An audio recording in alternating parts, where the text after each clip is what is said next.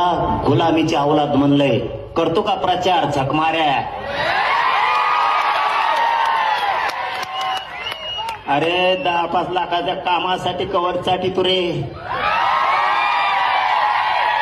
स्वाभिमान जागा ठेव रे. तो जातीला घाण बोललं गेलं, घाण. तुझ्या जे जे तिथं त्या पक्षात तिच्या सोबत काम करतात त्यांच्यासाठी सांगतोय.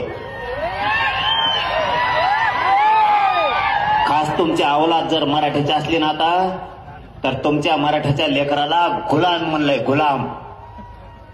मग आपली जर गुलामीचे पैदाशे असं जर त्यांचं म्हणणं आहे, तर मराठ्यांनी तिथं कशाला झक मारायला काम करता? तुमचा स्वाभिमान जागा हो द्या ना. अरे गेलं राजकीय करिअर खड्ड्यात, गेलं 10-5 रुपयाचं काम काढी लावीत. असा जात